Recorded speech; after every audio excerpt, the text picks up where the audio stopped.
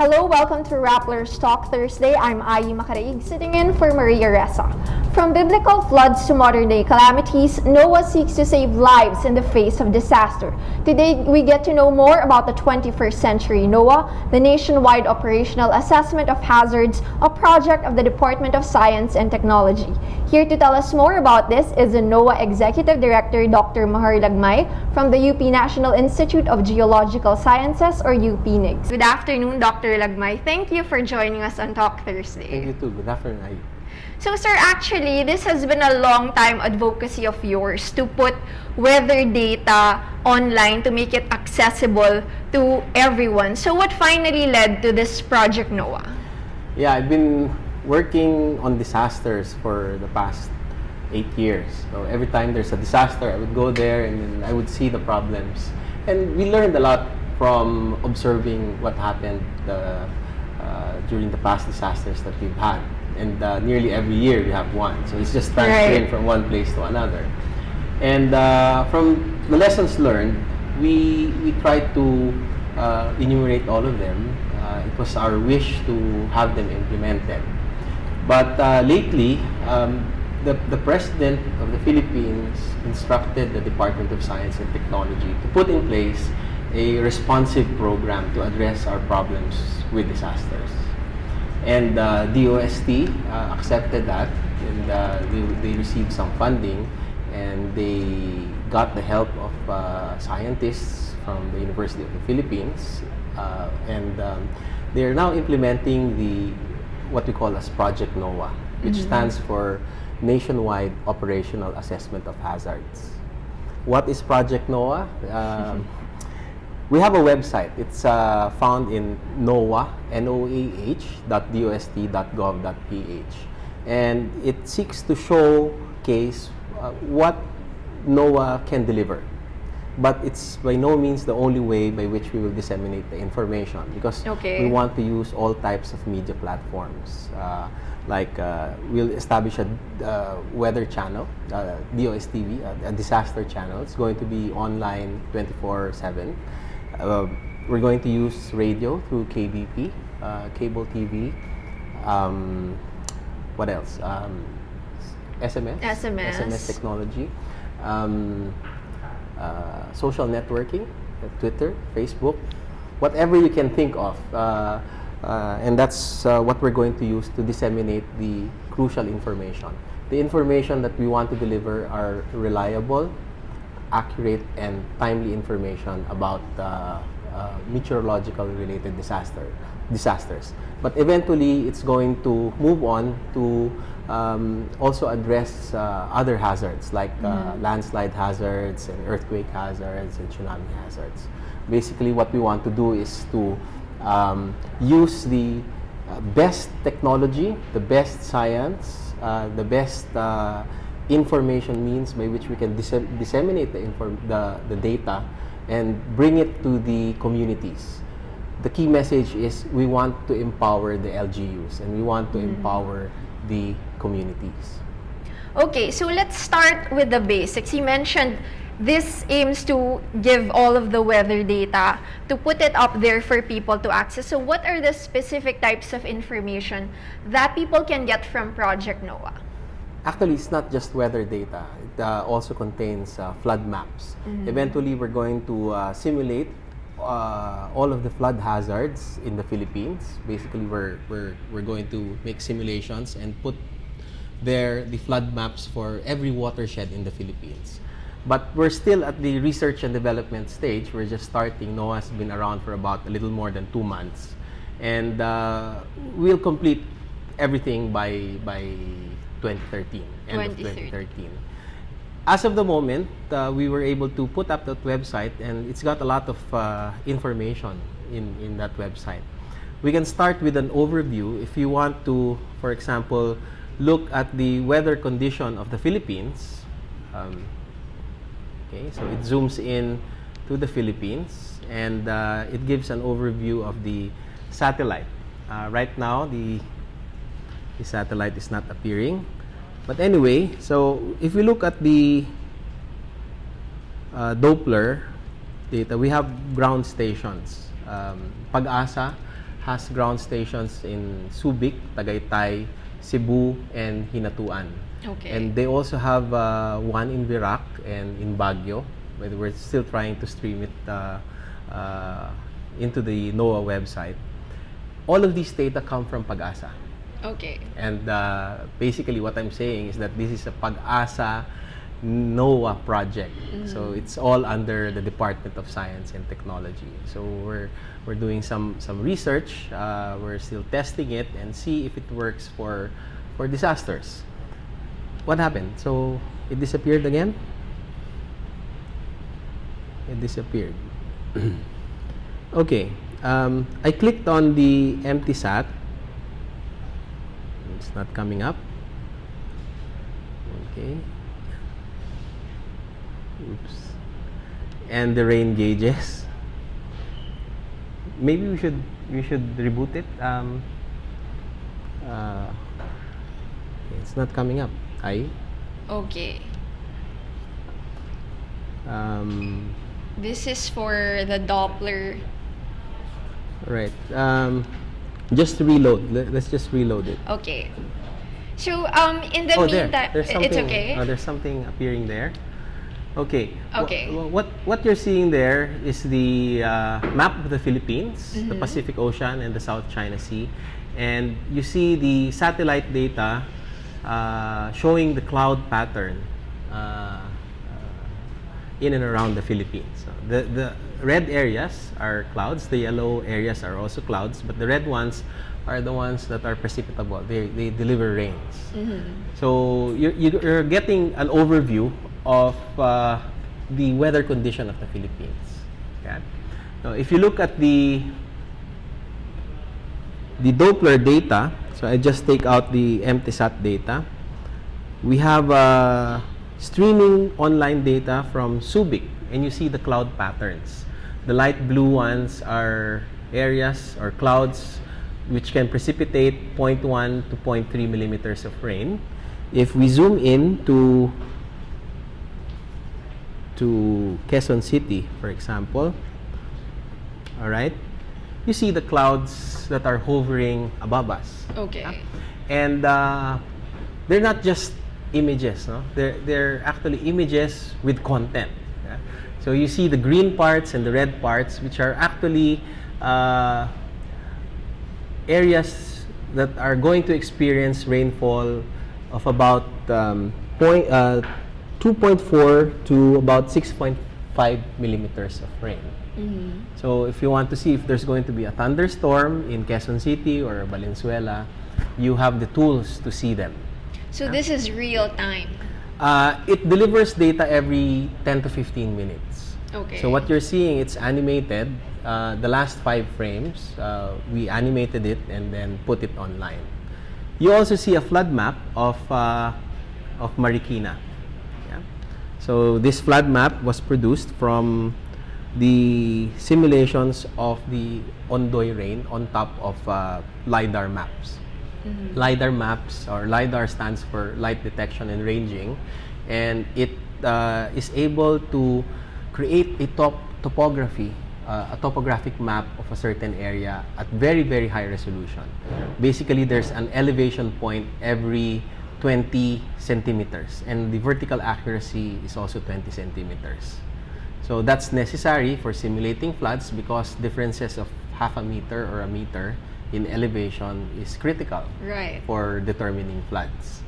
And for example, in this case, you see red, yellow, and orange parts. The legend would show that the red is high, the orange stands for medium, and the yellow part stands for low. And there's a man standing beside that legend. So that means that if it's in the red part, the flood would be above the head. Oh, okay. Yeah? So if you, for example, live in Provident Village, like Harvard Street, yeah, you just type your address. So it's down to the street level. That's how precise it is. Harvard, Marikina. Okay. Harvard, okay. Harvard, Philippines. There's supposed to be a bar going down, but it's not going down there. So anyway, let's just zoom in. Okay. It's I think it's a problem with the browser. I'm not a Mac user.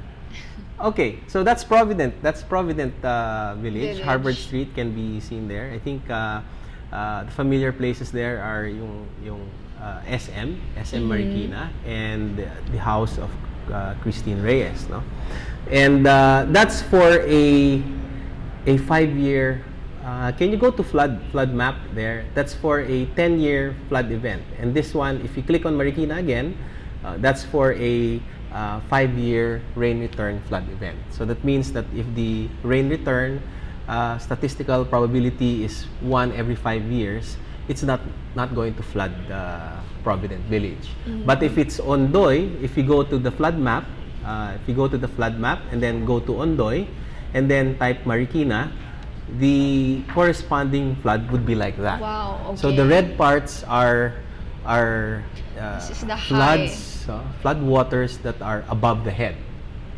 Yeah, and we can actually also go to flood map of Cagayan de Oro. Let's go to Cagayan de Oro. Okay. If that same type of rainfall hits Cagayan de Oro, the corresponding flood would be, okay, it's supposed to go directly. Okay, there. We zoom in. Do I have control over what's being shown on screen? No, I don't have. Okay, I don't think I have control. But anyway, you can still zoom in, and that's the condition of Cagayan de Oro if the Ondoy type of rainfall would hit that place. Basically, what we want to do is to make flood maps for the entire Philippines. We need high-resolution flood hazard maps because we want to get the people to know what the hazards are in their area. In this case, just for floods. It's important for them to see high-resolution hazard maps because with that kind of map, they see their houses, their neighbors' houses, and they can see it in relation to whatever hazards there are in their area or in their community. And that's a way by which they can identify with the problem and they can become aware. If they are aware, that's actually the first step towards effective disaster preparedness. If they're not aware, they won't be able to do something about it. But if they're aware, they might be able to do something about it. Right. And NOAA basically wants to deliver accurate, reliable, and timely information. That's to empower the communities. That's to empower the LGUs. Because if government does not deliver the timely information, even if the people in the communities are prepared or have been preparing, then the disaster effort would be a failure, would fail. In the reverse, if the people aren't prepared or want to prepare, and the government does not deliver, then it will fail as well. So it's a an effort which should be participated in by everybody, not just by the government, because no single agency or group of agencies can handle the disaster problem that we face, because it's very huge. We need everybody to participate. We need the private sector, we need the civil society organizations, we need the media, we need the government institutions, we need the communities, we need the LGUs, we need the individuals to participate. That's the only way by which a good and effective disaster management and mitigation program would work. So you mentioned that you need various sectors, players to be part of this effort. So, for example, how do you translate or give the data in NOAA? How does that reach people, say, at the barangay level in times of a disaster or even before a disaster strikes, so they are able to prepare? So it's highly important that we are able to teach people how to use the NOAA website. And we can do that probably by instructing them through DOS TV how to use the website. We also are in collaboration with DILG. So they have this disaster caravan called Talakayan. Last week, I was in Cagayan de Oro explaining about NOAA. And we started to integrate with the communities. because it's the communities that actually, in the end of the day, would be using them. If they don't know how to use the critical information that's being delivered to them, if they don't prepare, then nothing's going to happen. We're just going to have a repeat of the disasters that we've been having the past several years. So we want really to have an extensive and effective information education campaign on the NOAA website and on the NOAA program in general. So for example, like in a real case scenario, let's say there's a weather disturbance or a typhoon that's coming. So how exactly would people be able to use this and get the information that they want? I'll give you an example, an actual example of how the NOAA site, these information was used. Last Monday, not this Monday, but the week before, we had heavy rainfall in Metro Manila the whole night, from about 12 o'clock to about 6 o'clock in the morning.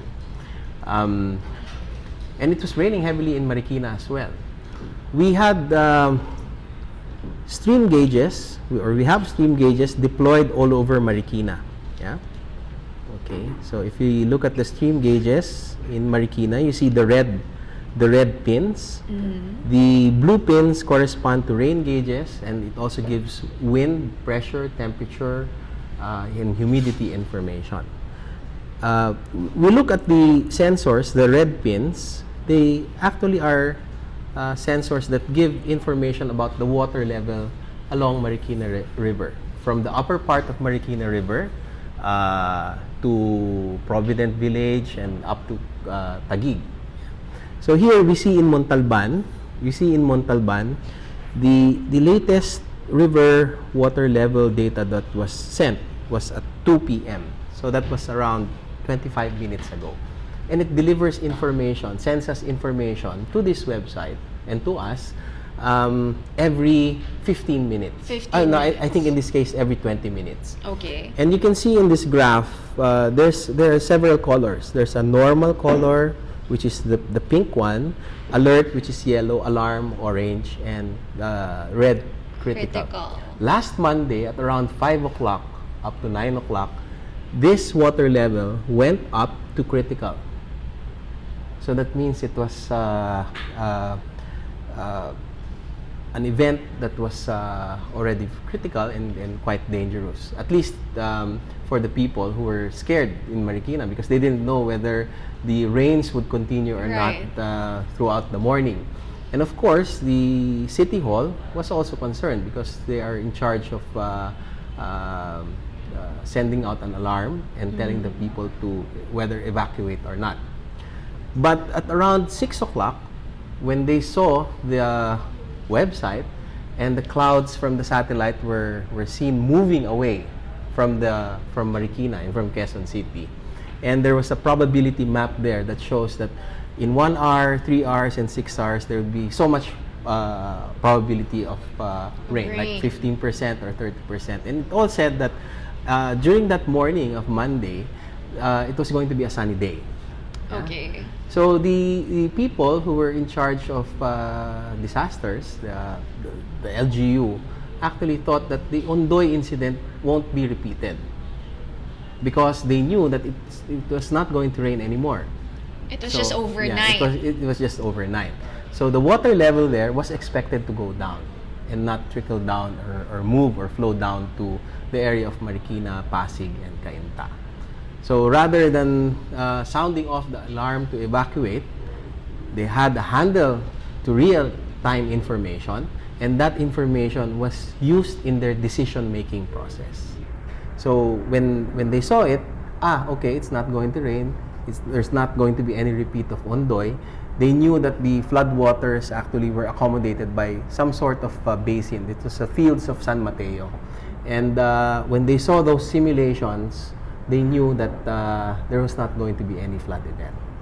Luckily, it didn't rain some more in the morning, but had it rained some more heavily in the morning, then the Ondoy event might have been repeated.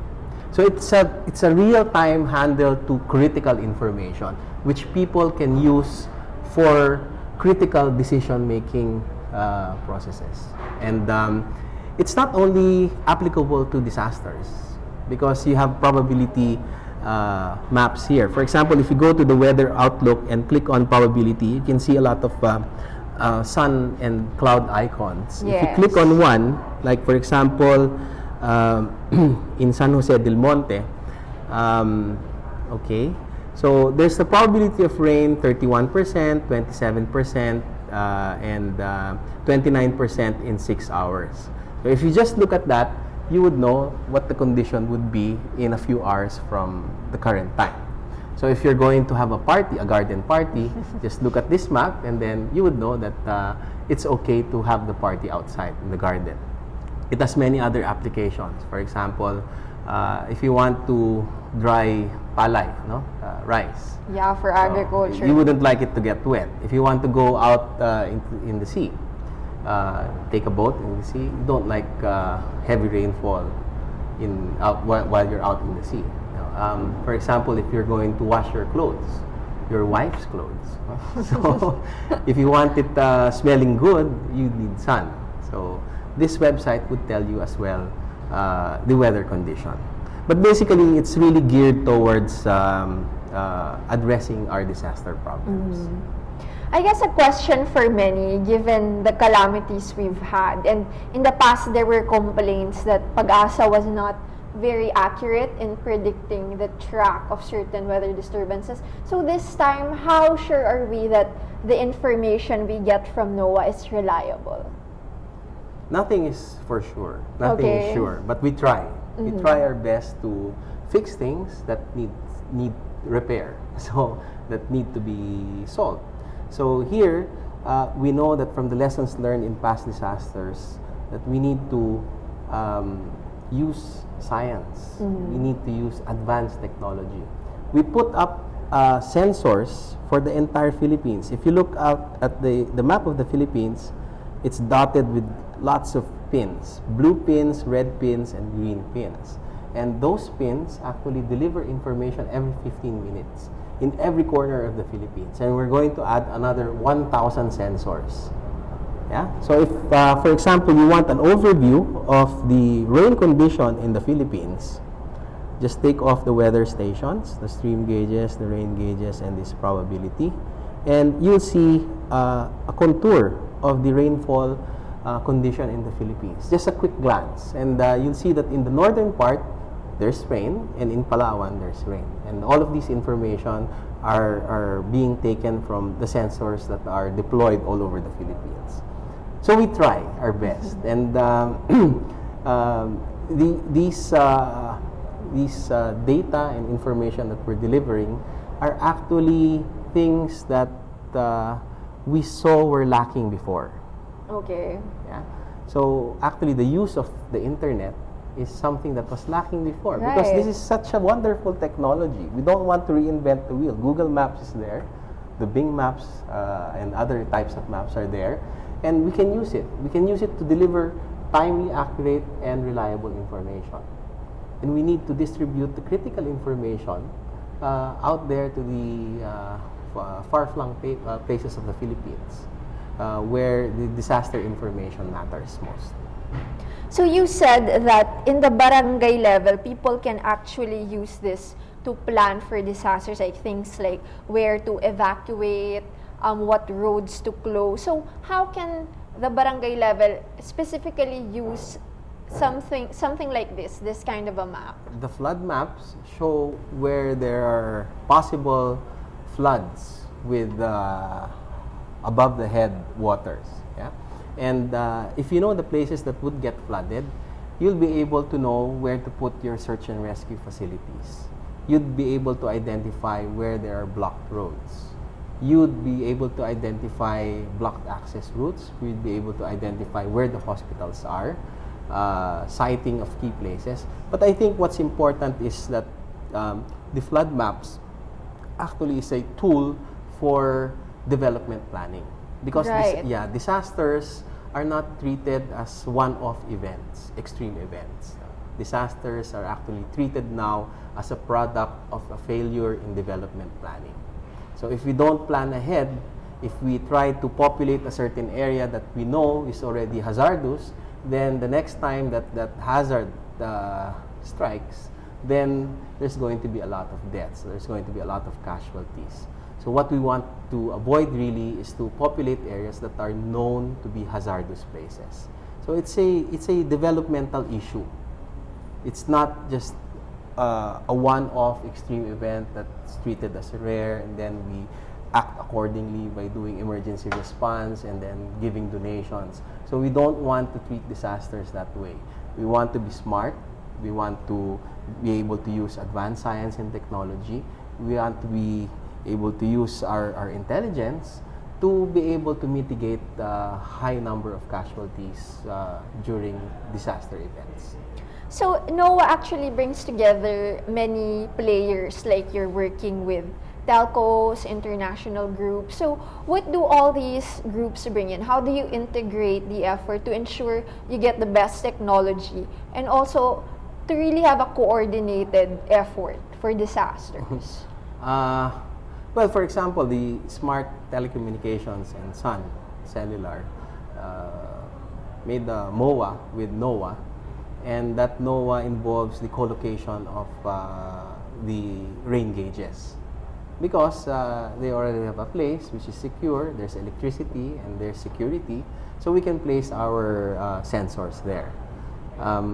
It might be expensive to lease it, but instead of leasing it, the Smart Cellular, or the officials of Smart and Sun, actually were very generous to lend us their property to host one cell site.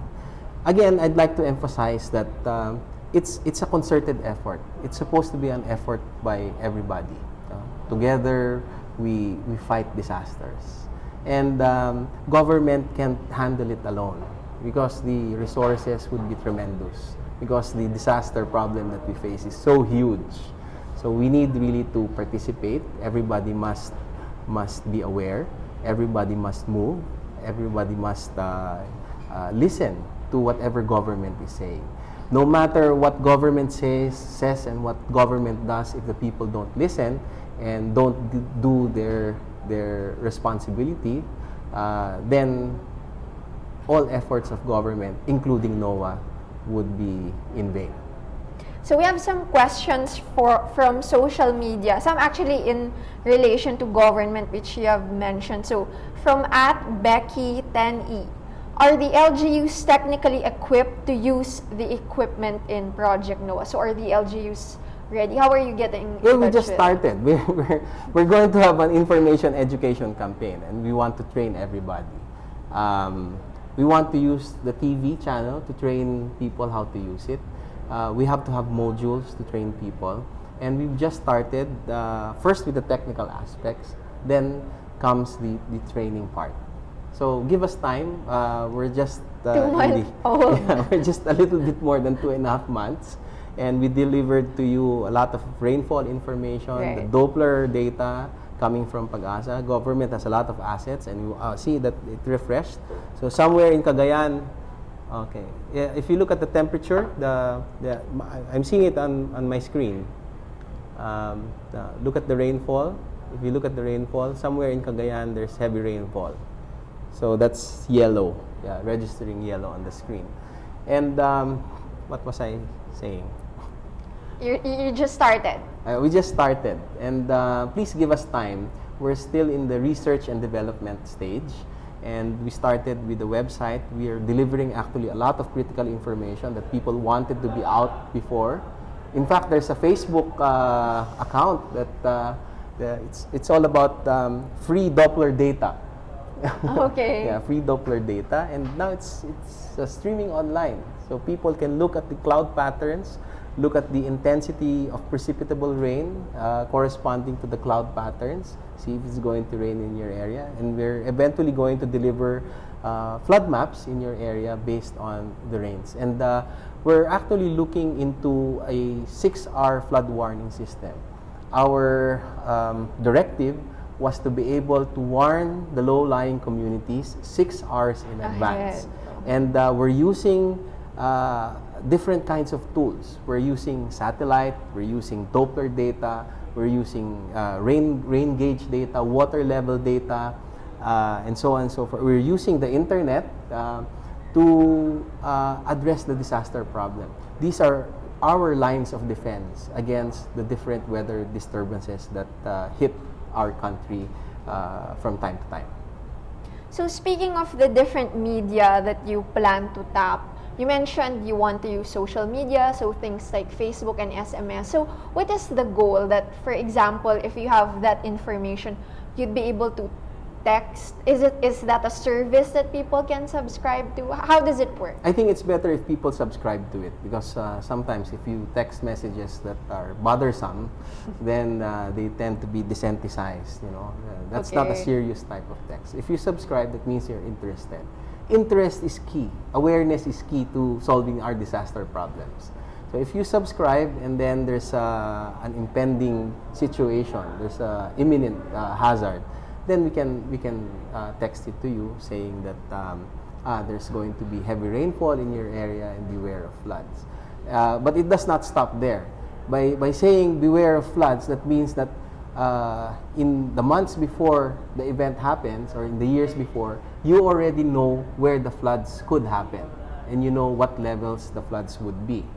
So there's preparedness really years, months, and weeks in advance. And there's what we call as delivering the critical information right before when the incident happens.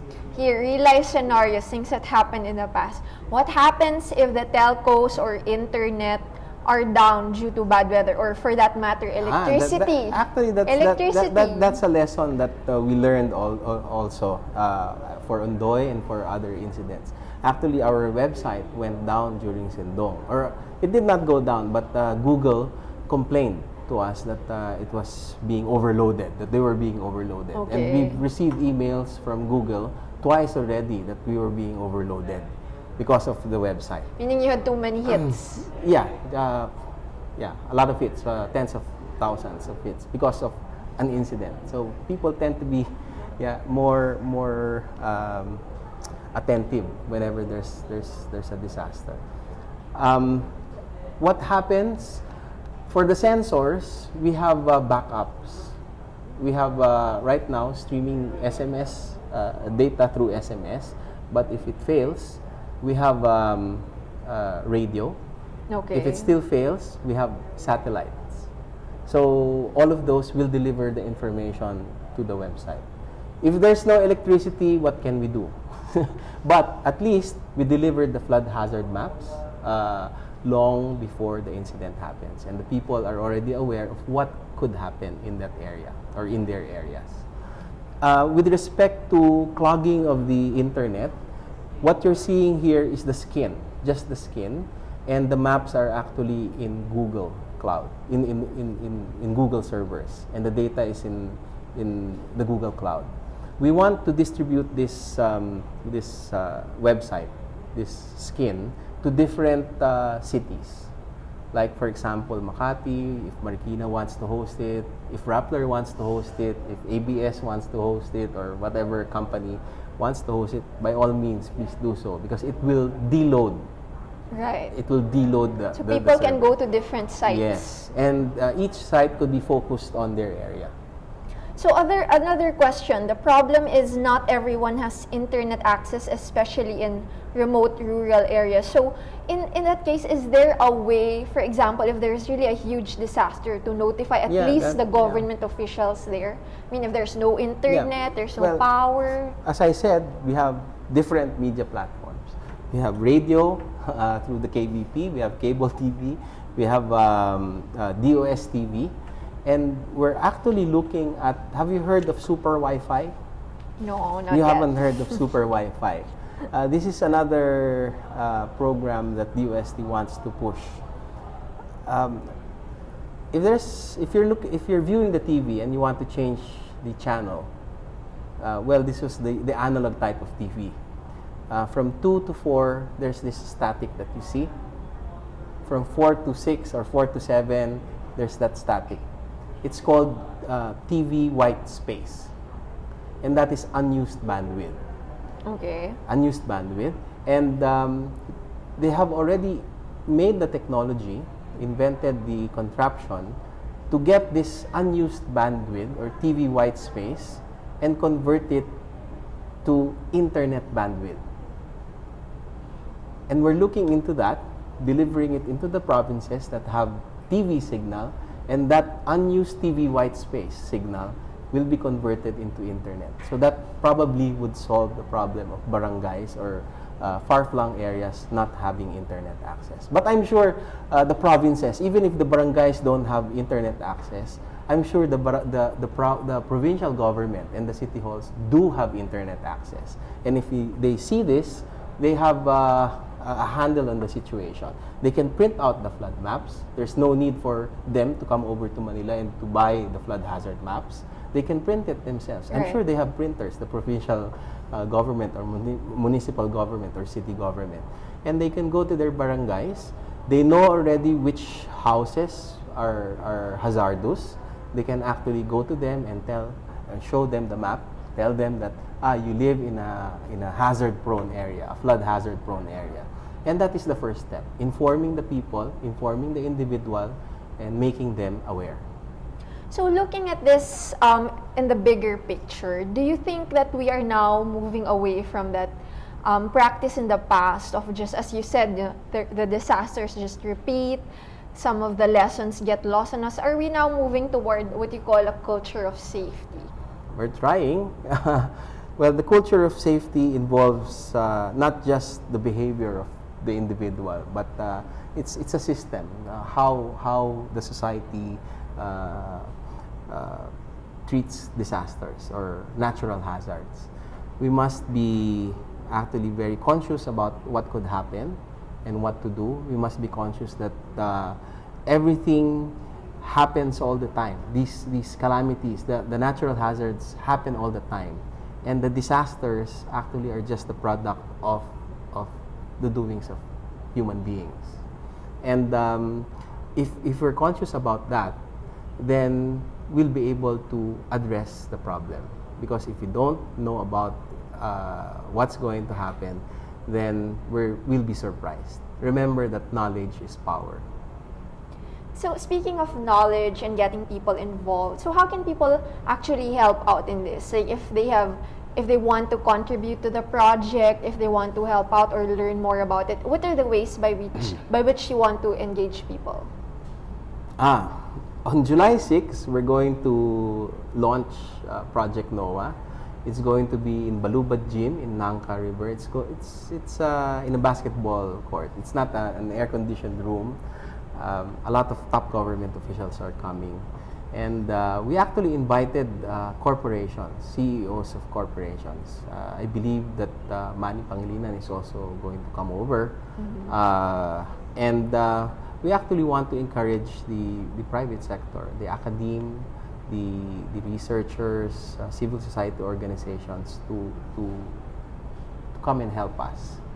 And we want the LGUs to embrace Project NOAA, because without all of these, then Project NOAA is nothing. Any last words for people for Project NOAA? What are the things that we can expect as you complete this until next year? Expect us to work hard. The task at hand is very large. We have to survey the entire Philippines at very, very high resolution. We have to do the flood models. We're still thinking of ways of how to deliver information the best way possible. We're still thinking of ways how to put into the NOAA project the lessons that we learned in past disasters. All of the complaints would be input in Project NOAA. At least we'll try. It's quite difficult to do that because there are problems as well that we encounter. So we'll try to deliver all of the information. We'll try to give the best that we can. Government is trying. Remember that this is a DOST Pag-asa NOAA project, and we're getting the help of the university. And we're putting together all of the hands and the best minds that we can get to address our woes. Thank you, Dr. Lagmay. Thank you for your effort and for coming over to tell us more about Project Noah. Thank you for watching Rappler's Talk Thursday. We will definitely hear more from Dr. Lagmay and Project Noah in the coming months and next year. I'm Ayi Makaraig. Thanks for watching.